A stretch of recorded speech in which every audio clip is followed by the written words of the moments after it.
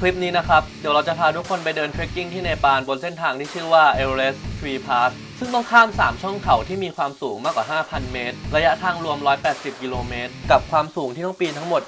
11,000 เมตรและมีเวลาเดินเพียงแค่ 14 วันโดยที่ไม่มีไกด์และไม่มีลูกหาบครับผมแล้วมาลุ้นกันไปพร้อมๆกันครับ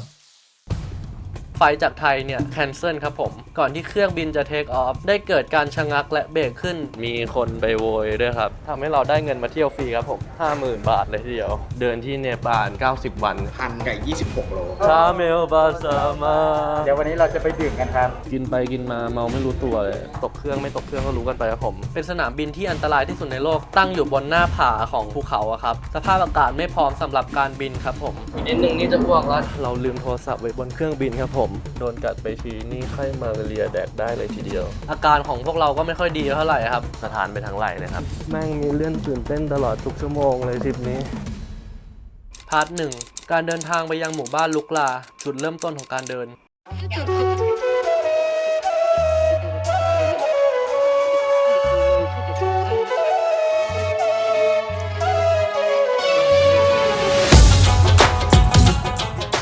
ทริปนี้นะครับเราเริ่มเดินทางกันตั้งแต่วันที่ 1 เมษายนแต่ยังไม่ทันจะเริ่มทริปก็เกิดเรื่องขึ้นซะแล้วเพราะว่าไฟล์จากไทยเนี่ยแคนเซิลครับผมตอนนี้เราก็อยู่ที่สนามบินมาประมาณ 5-6 ชั่วโมงแล้วนะครับไปซื้อข้าวก็ออกไปไม่ได้ใช่คือเขาไม่บอกอะไรเลยแล้วเขาให้เรารออยู่ตรงนี้ไปเรื่อยๆแล้วเผลอๆเราอาจจะต้องนอนที่บอร์ดดิ้งนะครับดูคนรอเมื่อกี้ไปที่หน้าเกตเหมือนมีคนไปโวยด้วยครับเดี๋ยวเรามารอลุ้นกันว่าเขาจะเอาไงต่อครับผม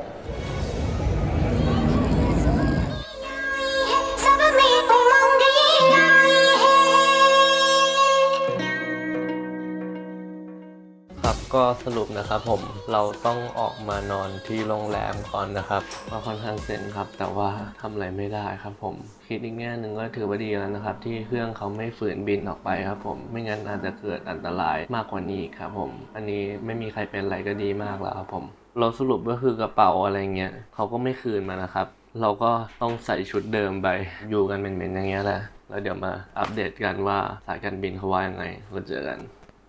ตอนนี้ก็เป็นตอนเช้าของอีกวันแล้วนะครับสายการบินบอกว่าเราจะได้บินเร็วสุดวันพรุ่งนี้ครับผมซึ่งหมายความว่าคืนนี้เราต้องนอนโรงแรมอีกคืนหนึ่งครับผมเอาจริงฟิลแม่งเหมือนกับตัวโควิดเลย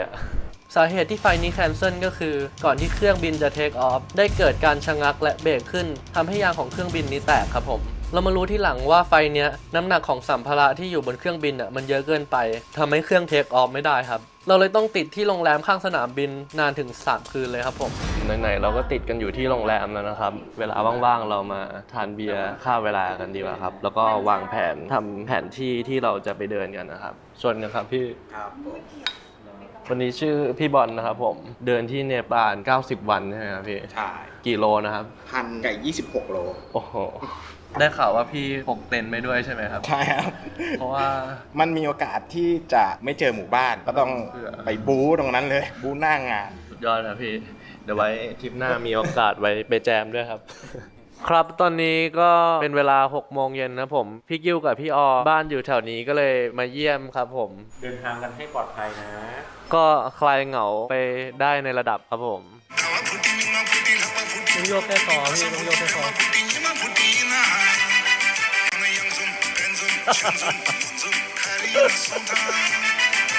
เตรียมร่างกายไปเดินหน่อยนะครับหลังจากพักอยู่ที่เดิมมา3 วันเต็มเราจะออกเดินทางกันแล้ววันนี้แน่นอนสุดท้ายแล้วยางของเครื่องบินก็ยังซ่อมไม่ได้อยู่ดีเขาเลยส่งเครื่องบินลำใหญ่จากที่เนปาลมาไทยวันที่4 เมษายนเป็นวันจันทร์ครับผมเขาเลยรวบไฟล์วันจันทร์กับวันศุกร์ของเราที่ดีเลย์รวมเป็นไฟล์เดียวกันเลยครับผมอัปเดตสถานการณ์นะครับตอนนี้เราก็อยู่ที่สนามบินแล้วครับหลังจากอยู่โรงแรมมาทั้งหมด4 วัน 3 คืนนะผมโชคดีที่เราทำประกันการเดินทางเอาไว้นะครับเดี๋ยวเราจะขอใบที่ไฟเขาแคนเซิลนะครับมาเบิกประกันกันครับผมเมื่อกี้ลองคิดเล่นๆดูแล้วนะครับน่าจะได้ประมาณ 50,000 บาทเลยทีเดียวก็ถือว่าเวลาที่เราเสียไปเนี่ยไม่เสียเปล่าครับผมทำให้เราได้เงินมาเที่ยวฟรีครับผมใช่ไหมพี่ใช่แล้วครับตอนนี้ขอตัวไปขึ้นเครื่องก่อนนะครับแล้วเดี๋ยวเจอกันที่กาฐมันดุครับเมืองหลวงของเนปาล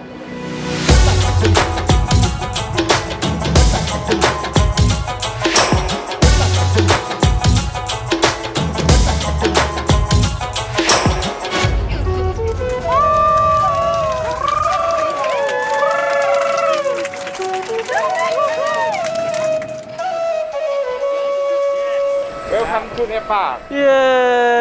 ถึงสักทีครับผมตอนนี้เราก็ถึงสนามบินกาดมันดุแล้วนะครับผมพี่รู้ไหมครับว่าทำไมที่นี่ขับถึงเข้ายาก ไม่รู้ครับทำยังไง ต้องพิสูจน์ เพราะว่ากาดที่นี่มันดุครับ อากาศมันดุ ครับก็เรามาพูดถึงเรื่องการเตรียมเอกสารเดินทางช่วงโควิดดีกว่าครับว่าเราต้องเตรียมอะไรบ้างช่วงที่เราไปเนี่ยโชคดีที่มันเป็นช่วงที่เนปาลเนี่ยเขาเปิดประเทศพอดีครับนั่นหมายความว่าเราไม่ต้องตรวจ PCR test ก่อนบินไปประเทศเนปาลครับแต่เราต้องกรอกฟอร์ม CCMC Traveler Arrival และ Departure ของทางเนปาลด้วยครับผมนอกจากนั้นนะครับเรายังต้องใช้วัคซีนพาสปอร์ตซึ่งขอได้จากแอปหมอพร้อมครับผมหลังจากเราออกจากหน้าเกตมาแล้วนะครับเราก็มาซื้อซิมกันก่อนนะครับถ้าไปโซนเอเวอเรสต์นะครับแนะนำให้ใช้เครือข่ายของ Encel ครับผมอันนี้คือแพ็กเกจซิมที่นี่นะครับผมของเราซื้อ40กิกเลยครับ1,300 รูปีหลังจากนั้นนะครับเราก็มาแลกเงินครับผมอยู่ใกล้ๆที่ซื้อซิมเลยเรามากัน20วันนะครับแลก$700ครับผมได้ 82,600 รูปีครับเศรษฐีแท็บ เดี๋ยววันนี้เราจะไปดื่มกันครับ ขอบคุณเพื่อนๆที่ให้การสนับสนุนนะครับ เยี่ยมหลังจากออกประตูมาก็เห็นได้ชัดเลยว่าประเทศเนปาลนี่พัฒนาขึ้นมามากครับผมคราวที่แล้วออกมานี่ตรงนี้นี่ยังไม่มีนะครับนี่เราไม่มาแค่ประมาณ3ปีเองนะครับผมพัฒนาไปขนาดนี้แล้วเมื่อออกจากสนามบินมาเนี่ยก็มีแท็กซี่มาลุมเต็มไปหมดเลยครับผมเราไม่ต้องไปหาเลยครับเขาเข้ามาหาเราเองตอนนี้เราก็ได้แท็กซี่กันเป็นที่เรียบร้อยแล้วนะครับผมโดนไป1,000 รูปีครับผมจากสนามบินไปทาเมลครับผมทาเมลนี่ก็เป็นเหมือนข้าวสารของกาดมันดุครับของที่ขายในนั้นส่วนใหญ่จะเป็นพวกอุปกรณ์การเดินป่านะครับ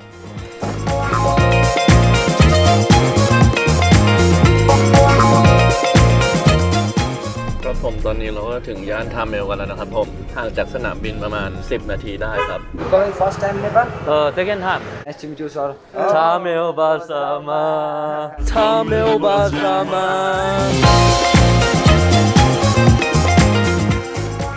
ตอนนี้เราก็ถึงโรงแรมของเราเป็นที่เรียบร้อยแล้วนะครับผมชื่อว่าเนปาลพาวิเลียนอินครับ Namaste. Namaste How long have you been open The hotel is more than 4 years. Wow During the lockdown, it was closed. but better now right It's much better than we expected. แล้วเมื่อเราถึงโรงแรมเนี่ยสิ่งแรกที่เราควรจะทำคือนอนใช่ไหมครับแต่พวกเราดันกินเบียร์กันถึงตี 1ครับผมเสียงอย่างกริปฟังเรารู้เลยว่าเมา ไม่มีอะไรมากนะครับผมพรุ่งนี้เช้าเครื่องออก7:30ครับเราต้องถึงสนามบิน6:30ตอนนี้เวลา5 ทุ่มแล้วเรายังกินเบียร์อยู่ก็ตกเครื่องไม่ตกเครื่องก็รู้กันไปครับผม ทุกอย่างต้องมีแผนที่มีการเปลี่ยนแปลงตลอดเวลา มื้อแรกของเนปาลนะครับผมโมโม่แก้มเบียร์ รสชาติออกเค็มๆหอมเหมือนแกงกะหรี่ แป้งหนานุ่ม น้ำจิ้มเปรี้ยว อร่อย ผมเคยเจอที่หนึ่งนี่เอลเลเวกแคมป์น่าจะแถวดิงโบเชเข้าไม่ถึงปึ๊บเป็นเหมือนป้าคนหนึ่งกำลังสวดมนต์เลยอะไรนะโอมมันนี่เป็นโฮมมันนี่เป็นโฮมโอ้ทำอาหารของคุณได้ไหมผมหิว เดี๋ยวเจอกันครับพี่ขอให้ทริปนี้ราบรื่นนะครับพี่มีอะไรอัปเดตนะพี่ โอเค โชคดีครับอรุณสวัสดิ์ครับผมวันนี้ก็เป็นเช้าวันแรกที่เราอยู่เนปาลนะครับเมื่อคืนนะครับเรากินกันถึงตี 2 กว่าครับผมซึ่งกว่าจะอาบน้ำทำอะไรเสร็จเนี่ยก็ประมาณตี 3ครับแล้วเราก็ต้องตื่นตี 5เพื่อจะเดินทางไปยังสนามบินที่จะบินในประเทศไปจุดเริ่มต้นของการเดินที่หมู่บ้านลุกลาครับนั่นหมายความว่าเราได้นอนไปแค่2 ชั่วโมงครับผมเราถึงสนามบินตอนเวลาประมาณ6:30ครับผมกว่าจะเช็คอินทำอะไรเสร็จก็รอไป7:30ครับซึ่งตั๋วบินในประเทศเนปาลเนี่ยเขาเขียนมือบนกระดาษเหมือนตั๋วรถบขส.ของไทยเลยครับผมใครเช็คอินก่อนก็ได้บินก่อนครับซึ่งเราไปเลทนิดหน่อยครับเราเลยได้ตั๋วบินตอน8:30ครับผมแล้วตอนนี้เราก็เช็คอินเข้ามาในเกตเรียบร้อยแล้วนะครับตอนนี้กำลังรอเที่ยวบินไปลุกลาอยู่ครับผมเดี๋ยวมาลุ้นกันว่าเราจะได้บินกันเร็วๆนี้ไหมครับแต่กว่าจะได้บินจริงๆก็รอไปบ่าย 3ครับผมสาเหตุที่เราต้องรอถึง7 ชั่วโมงก็เพราะว่าสภาพอากาศไม่พร้อมสำหรับการบินครับผมเพราะว่าสนามบินที่เราจะบินไปถึงเนี่ยเป็นสนามบินที่อันตรายที่สุดในโลกครับเพราะว่ารันเวย์ที่สนามบินเนี่ยสั้นแค่500 เมตรเองครับและตั้งอยู่บนหน้าผาของภูเขาครับถ้าสภาพอากาศไม่ดีแล้วเครื่องบินยังฝืนบินเพื่อจะไปลงที่สนามบินนี้นะครับบอกได้เลยว่าจะเป็นเหมือนคลิปที่ผมจะให้ทุกคนดูดังต่อไปนี้ครับ Just went too low. Language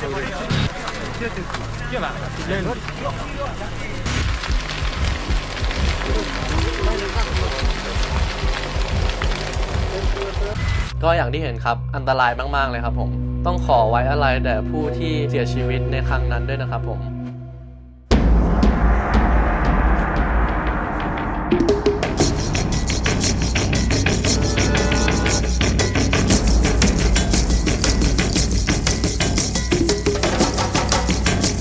ครับผมในที่สุดนะครับเราก็ได้ขึ้นเครื่องสมใจอยากแล้วนะครับผมเราจะบินถึงหรือไม่ก็แล้วแต่สภาพอากาศที่จะต้อนรับเราหรือเปล่านะครับเวียนหัวมากๆเลยครับอีกนิดนึงนี่จะอ้วกแล้วเดี๋ยวมารอลุ้นกันว่าเราจะอ้วกหรือเปล่า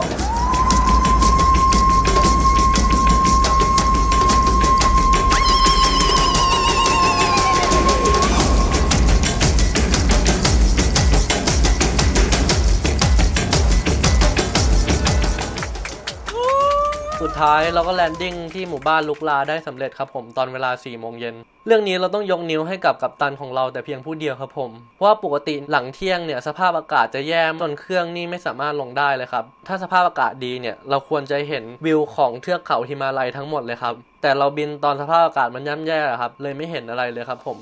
สนามบินเทนซิงฮิลลีแอร์พอร์ตตั้งอยู่ในหมู่บ้านลุกลาที่มีความสูง 2,800 เมตรจากระดับน้ำทะเลตั้งชื่อมาจากเทนซิงนอร์แกนครับผมซึ่งเป็นคนที่ปีนเอเวอเรสต์ได้คนแรกของโลกครับผมขึ้นพร้อมกับเอ็ดมินฮิลลีครับผมซึ่งเป็นชาวนิวซีแลนด์ครับเมื่อกี้มีเรื่องตื่นเต้นอย่างหนึ่งตรงที่ว่าเราลืมโทรศัพท์ไว้บนเครื่องบินครับผม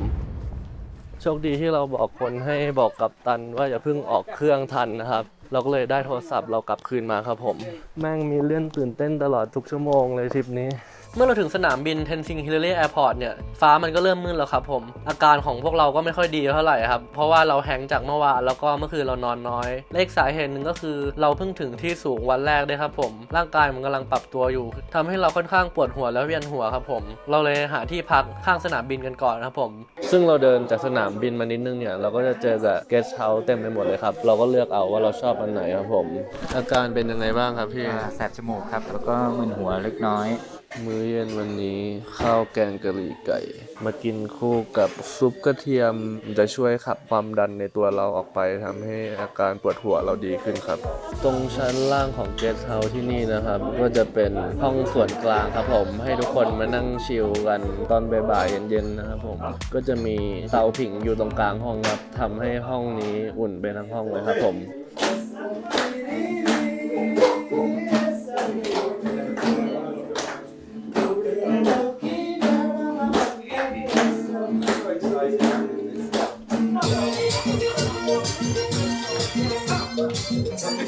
เอาแรงออกประกัน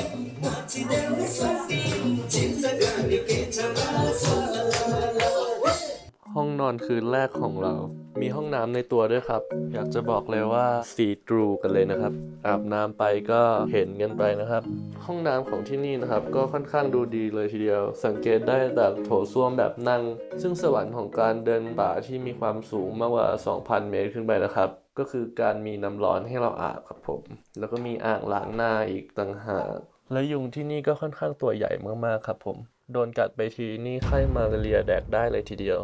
ครับก็เดี๋ยวเรามาบีฟทริปนี้คร่าวๆกันนะครับว่าเราจะเดินเส้นทางไหนอะไรยังไงบ้างครับผมเส้นทางที่เราเดินเนี่ยเขาเรียกว่า Everest Tree Pass ครับผมซึ่งต้องผ่าน3ช่องเขาครับผมได้แก่คงมาลาพาสโชลาพาสแล้วก็เลนโจลาพาสครับผมซึ่ง3ช่องเขานี้นะครับมีความสูงมากกว่า 5,000 เมตรจากระดับน้ำทะเลทั้งหมดเลยครับผมซึ่งเส้นทาง Everest Tree Pass ที่เราจะเดินกันนะครับเราจะเดินจากหมู่บ้านลุกลาที่เป็นจุดเริ่มต้นของการเดินนะครับไปยังหมู่บ้านนัมเชบาซาครับผมและหลังจากนั้นเราจะเดินออกไปฝั่งขวาครับผมไปข้ามพาสแรกที่ชื่อว่าคงมาลาพาสแล้วก็แวะไปที่ Everest Base Camp และจุดชมวิว Everest ที่ชื่อว่าคาราพัทธาครับผมหลังจากนั้นเราจะเดินลงมาและข้าม2ช่องเขาที่ชื่อว่าโชลาพาสและเลนโจลาพาสครับผมวนกลับมายังนัมเชบาซาครับผมและเดินลงเส้นทางเดิมลงไปลุกลาครับผมซึ่งความแตกต่างระหว่าง Everest Tree Pass กับ Everest Base Camp ก็คือเส้นทาง Everest Base Camp เนี่ยเราจะเดินขึ้นและลงทางเดียวกันครับส่วน Everest Tree Pass เนี่ยเราจะเดินกันเป็นวงกลมเป็นรอบครับผมเราก็เลยจะได้หลายมุมมองของธรรมชาติในแต่ละที่นะครับซึ่งทริปนี้นะครับเราจะเดินกันทั้งหมด180โลภายใน14วันครับผมซึ่งบอกได้เลยว่าคนทั่วไปที่เดินเส้นทางนี้ครับเขาใช้เวลาเดินเป็นเดือนครับผมซึ่งการที่เราติดไฟล์ดีเลย์ที่ไทยถึง4วันบวกกับการเดินทางไปกับที่จุดเริ่มต้นของการเดินทำให้เราเหลือเวลาเพียงแค่14วันในการเดินเท่านั้นครับผมเพราะฉะนั้นทุกคนมาลุ้นกันนะครับว่าเราจะรอดจากทริปนี้ไปได้หรือไม่ครับผมเพราะว่าทริปนี้ครับเราเดินกันแค่2คนโดยที่ไม่มีไกด์แล้วก็ไม่มีลูกหาครับผมนั่นหมายความว่าเราต้องแบกของเองและดูเส้นทางเองทั้งหมดครับผมแต่ไม่เป็นไรครับเพราะว่าเราโหลดแผนที่เข้ามาไว้ในนาฬิกาเพื่อนำทางเราเรียบร้อยแล้วครับผมเดี๋ยวผมแปะลิงก์ไว้ให้ทุกคนได้ลองทำตามกันในด้านล่างของคลิปนี้นะครับผม นอกจากนั้นนะครับเมื่อเรายิ่งเดินสูงขึ้นไปจากระดับน้ำทะเลเนี่ยค่าอาหารและข้าวของเครื่องใช้จะแพงมากครับเพราะว่าเขาขนขึ้นมาลำบากครับผมยกตัวอย่างเช่นเมื่อเราอยู่ลุกลาที่ความสูง 2,800 เมตรจากระดับน้ำทะเลเนี่ยเราสามารถซื้อน้ำเปล่าขวด1ลิตรนะครับได้เพียง100รูปีครับผมแต่เมื่อเราอยู่ที่โกล็อกเชฟที่ความสูง 5,200 เมตรจากระดับน้ำทะเลเนี่ยเราต้องจ่ายค่าน้ำเปล่าขวด1ลิตรถึง250รูปีเลยครับผมราคานี่ขึ้นมาเกิน2เท่าเลยครับส่วนค่าสัญญาณ Wi-Fi เขาคิด500รูปีต่อ1คืนเลยทีเดียวค่าไฟเขายังคิดเลยครับเสียบปลั๊ก1หัวเนี่ยเขาคิด500รูปีครับซึ่งถ้าเราชาร์จ power bank เนี่ยเขาคิด1,000รูปีเลยครับผมทริคเล็กๆนะครับหลังจากผ่านหมู่บ้านนัมเชบาซาไปครับเราไม่ควรกินอาหารที่มีเนื้อสัตว์และมีแป้งครับผมเพราะว่าอาหารที่อยู่สูงกว่า 4,000 เมตรขึ้นไปจากระดับน้ำทะเลเนี่ยมันจะถูกเก็บไว้นานมากครับทางที่ดีเราไม่ควรไปเสี่ยงกินครับผมเพราะว่ามันจะทำให้เราท้องเสียระหว่างเราเดินระหว่างวันได้ครับผมสิ่งที่เราพอจะกินได้นะครับก็คือข้าวผักไข่ชีสหรือว่าบะหมี่กึ่งสำเร็จรูปของเนปาลไม่ก็บะหมี่เกาหลีครับผมที่นั่นเขามีขายครับทริคที่จะทำให้เราไม่เบื่ออาหารนะครับก็คือการกินอาหาร3มื้อที่ไม่เหมือนกันครับผมอย่างเช่นตอนเช้าเนี่ยผมจะกินขนมปังครับผมส่วนตอนเที่ยงเนี่ยผมจะกินบะหมี่กึ่งสำเร็จรูปแล้วก็ไข่ครับผมและตอนเย็นผมจะกินข้าวผัดและซุปครับผมสำหรับวันนี้ขอตัวไปนอนพักผ่อนก่อนนะครับจะได้เดินพรุ่งนี้ได้อย่างราบรื่นครับผมฝันดีครับทุกคนแล้วเจอกันพรุ่งนี้ครับครับผมวันนี้ก็เป็นวันแรกที่เราถึงลุกลานนะครับที่ความสูง 2,800 เมตรจากระดับน้ำทะเลก็เดี๋ยวเรามาลองวัดออกซิเจนในเลือดของเราดูนะครับว่าเรามีมากน้อยเพียงใดครับผมใช้เครื่องวัดออกซิเจนจากตอนที่ได้ตอนเป็นโควิดนะครับออกซิเจนในเลือด 96 ครับหัวใจเต้น 71ก็ถือว่ายังอยู่ในระดับที่โอเคครับผมถ้าเราเอาขึ้นไปสูงมากกว่านี้ก็เดี๋ยวมันจะลดมากกว่านี้ถ้าต่ำกว่า70เราต้องลงมานอนพักที่ต่ำๆคืนนึงให้ร่างกายดีขึ้นแล้วค่อยกลับขึ้นไปครับผมเราเริ่มเดินวันแรกกันตอน 9 โมงเช้าของวันที่ 6 เมษายนครับผมก่อนเราจะเริ่มเดินเราก็วอร์มร่างกายกันก่อนครับผมให้กล้ามเนื้อเริ่มอุ่นตัวขึ้นครับเวลาไปเดินมันจะได้ไม่เจ็บครับผมแล้วตอนนี้เราก็เริ่มเดินกันแล้วนะครับเส้นทางที่เราจะเดินวันนี้ก็คือลุกลาไปพักดิงครับกิโลเมตรที่1เริ่มต้นณบัดนี้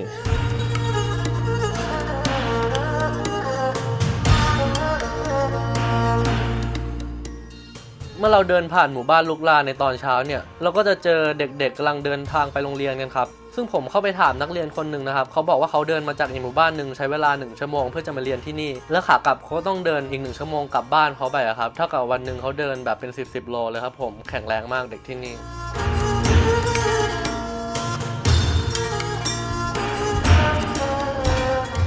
หลังจากผ่านหมู่บ้านลุกลาไปนะครับเราก็พบกับประตูที่ชื่อว่าพาซังลามูเกตครับผมซึ่งตั้งชื่อมาจากชื่อของผู้หญิงเนปาลคนแรกที่พิชิตเอเวอเรสต์ได้ครับซึ่งหลังจากผ่านประตูนี้ไปเนี่ยก็เป็นการเริ่มต้นของการเดินอย่างแท้จริงครับผมแต่เดี๋ยวก่อนจะเริ่มเดินเราต้องจ่ายค่าเพอร์มิทในการเข้าอุทยานของโซนเอเวอเรสต์ก่อนนะครับผม Hello How much 2,000 ก็ประมาณ550 บาทไทยครับผมหลังจากเราจ่ายค่าเพอร์มิทมาแล้วนะครับเราก็เอาบิลของเพอร์มิทมายื่น Police check in Where are you go, sir? Everest Tree Pass Thank you แล้วตำรวจเขาก็จะให้ใบเพอร์มิทมานะครับระหว่างทางเดินของเรานะครับเราก็จะเจอกับกงล้อที่มีบทสวดคำว่าโอมอนิปัตเมหมซึ่งมีความหมายว่าโอมอัญมณีในดอกบัวครับผมแปลความหมายให้เข้าใจได้ง่ายๆก็คือมนุษย์นั้นสามารถเปลี่ยนแปลงเนื้อกายคำพูดและจิตใจที่แปดเปื้อนมลทินไปเป็นความบริสุทธิ์ได้เหมือนพระพุทธเจ้าที่ครั้งหนึ่งท่านเคยต้องมัวหมองทั้งกายใจและคำพูดมาก่อนแต่สุดท้ายแล้วพระองค์ก็สามารถตัดกิเลสและตรัสรู้ได้ในที่สุดคนทิเบตเนี่ยเชื่อว่าการที่เราหมุนกงล้อนี้1จบเนี่ยเปรียบเหมือนการที่เราได้สวดมนต์บทนี้จบ1บทครับเราก็มาหมุนกงล้อโอมอนิปัตเมหมนะครับเพื่อเป็นสิริมงคลต่อการเดินครั้งนี้ของเรานะครับ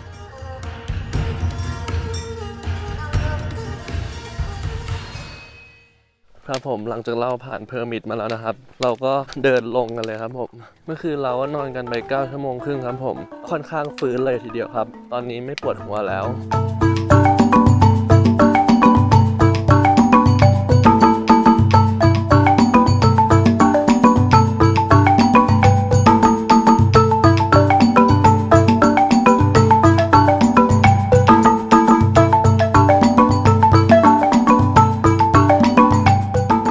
ครับผมก็ตอนนี้เรากำลังข้ามสะพานแรกของทริปนี้กันแล้วนะครับผมค่อนข้างสูงเลยทีเดียว ตอนนี้ก็เป็นเวลาประมาณเที่ยงนะครับเริ่มหิวกันแล้วแต่ว่ามันเดินอีกแค่โลครึ่งก็จะถึงหมู่บ้านที่เราจะพักกันแล้วเราก็เลยเติมเจลกัน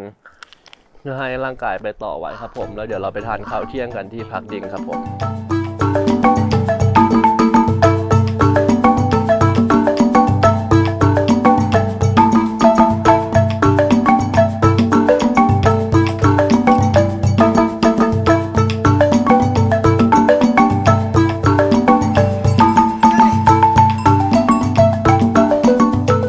บ้านพักดิงที่ความสูง 2,610 เมตรจากระดับน้ำทะเลกันตอนประมาณบ่าย2นะครับเราเดินกันอย่างเดียวเนี่ยแค่2ชั่วโมงครับผมแต่เราแวะถ่ายรูปถ่ายวิดีโอไปก็รวมไปอีก3ชั่วโมงครับเพราะว่าเราตื่นเต้นกับการเจออารยธรรมใหม่ๆที่เราไม่เคยเจอมาก่อนครับผมเราเลยใช้เวลาในการถ่ายรูปนานไปนิดนึงอันนี้ก็คือที่พักที่เราจะพักในวันนี้กันนะครับผมเขาตกแต่งบ้านแนวคล้ายๆบ้านที่สวิตเลยครับสวยมากครับผมระหว่างรอข้าวกันเราก็มาสรุปวันนี้กันนะครับว่าเราเดินอะไรไปยังไงบ้างวันนี้นะครับเราเดินไปทั้งหมด4ชั่วโมงครึ่งครับระยะทาง 7.5 โลครับปีนขึ้นไปทั้งหมด200 เมตรครับผมแล้วก็เดินลงทั้งหมดประมาณ400 เมตรวันนี้ลงซะเยอะครับผมแต่เดี๋ยวพรุ่งนี้เราจะเดินขึ้นไปสู่น้ำเชบาซาครับผมอยากจะบอกเลยว่าการแบกของเองนี่มันปวดหลังจริงๆนะครับเดินเสร็จนี่โหสถานไปทั้งไหล่เลยครับมื้อเที่ยงของเราวันนี้นะครับบะหมี่ผัดไก่ใส่ไข่ดาวครับผมอยากกินด้วยตัวใหญ่ขนาดนี้ไม่ต้องกินหรอกมั้งห้องพักของเราคืนนี้ที่พักดิงนะครับมีห้องน้ำในตัวเช่นกันกับเมื่อวานครับบอกได้เลยนะครับว่าโถส้วมที่นี่นั่งทีขี้หดเลยครับแม่งเย็นชิบหายที่เป็นไม่ใช่เพราะหนาว Cheers แต่วันแรกที่ผ่านไปได้ด้วยดีครับเป็นไงพี่รสชาติเบียร์เนปาล หวานอร่อยสดชื่น เห็นรสชาติกินง่ายๆอย่างนี้นะครับแอลกอฮอล์แม่งล่อไป 7% ครับผมกินไปกินมาเมาไม่รู้ตัวเลยมื้อเย็นวันที่2นะครับลานูโดครับผมบะหมี่พื้นชาติของเนปาลครับเจ้าของโรงแรมของเราในคืนนี้นะครับเคยปีนเอเวอเรสต์มาแล้วครับผม work hard but always smart เป็นสะพานที่สูงที่สุดในทริปนี้แล้วครับผมค่อนข้างอันตรายเลยทีเดียวทางหลังจากนี้นี่บอกได้เลยว่าหนังชีวิตแล้วครับผมว้าสุดจริงๆวันนี้เป็นหมู่บ้านที่ใหญ่ที่สุดในโซนเอเวอเรสต์มีไปยังถึงร้านนวดเลยครับผม เงินแทบไม่เหลือกินข้าวแล้ว เจ๊กูยิ้มเลย ครั้งแรกในชีวิตโดนหิมะแล้ว